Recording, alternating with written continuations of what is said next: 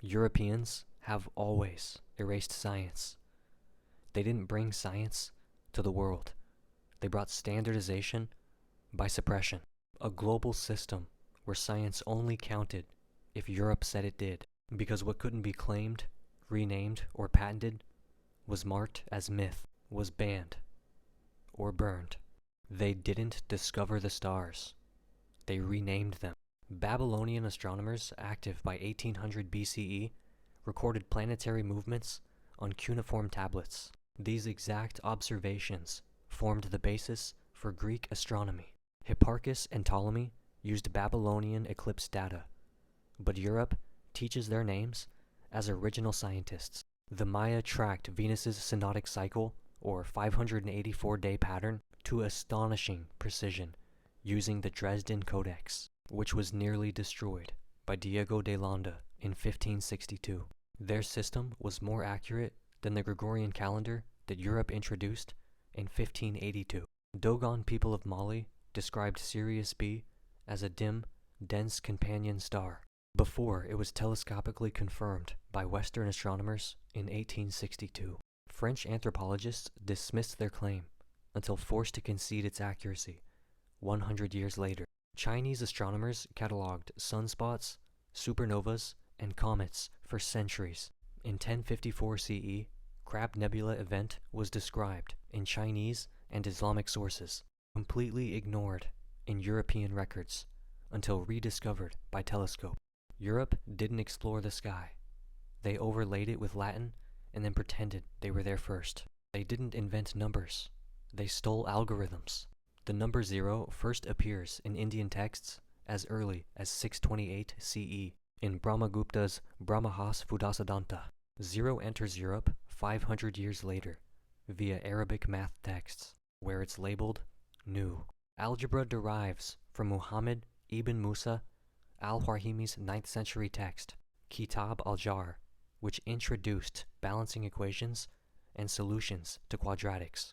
His name was Latinized to algorithmy, the origin of the word algorithm, but his authorship is rarely acknowledged in textbooks. Pascal's triangle, used in China and Iran centuries earlier, especially in the 13th century work of Zhu Shizhe, and especially Persian polymath Al-Kharaji. The Yoruba binary divination system, Ifa, maps directly onto binary logic.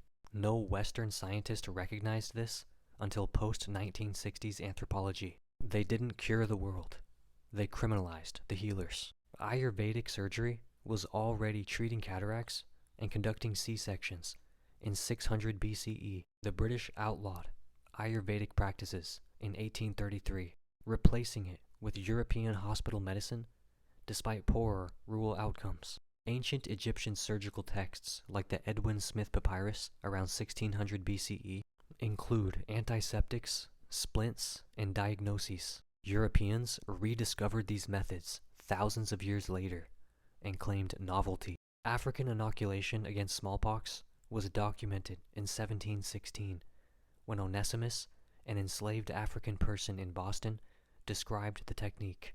Europe refused to accept the invention until Edward Jenner rebranded it in 1796 and claimed invention. Mesoamerican pharmacology included pain relief from salicylic acid from willow bark, the same compound in aspirin. Spanish missionaries banned traditional healers and destroyed codices, like the Libellus de Medicinalibus Indorum Erbis. They didn't advance medicine. They colonized the patient and erased the protocol. They didn't innovate. They reverse engineered.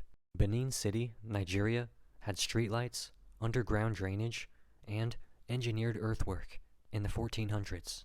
British invaders in 1897 looted the city and destroyed the archives, then called it primitive.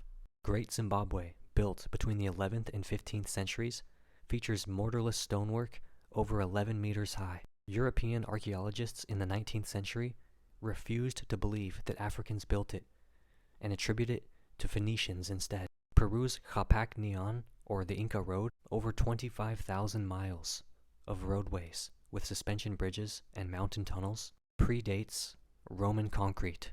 Spanish colonizers used it to move armies, then let it decay. Polynesian double-hulled canoes traveled across thousands of miles using star maps, ocean swell, and birds. Captain Cook pretended this knowledge didn't exist, even as he relied on local navigators. Europe didn't invent the future. They stole the blueprints, torched the libraries, and renamed the authors. They didn't predict nature.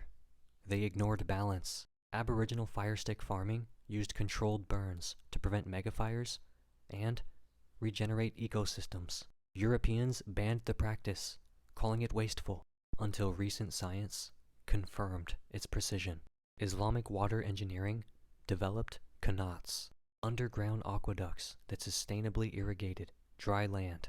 European colonial projects replaced them with extractive pump systems that depleted water tables. Southeast Asian rice terracing systems incorporated seasonal water flow, fish breeding, and ecosystem balance. Colonial cash cropping destroyed those systems in favor of plantation monoculture.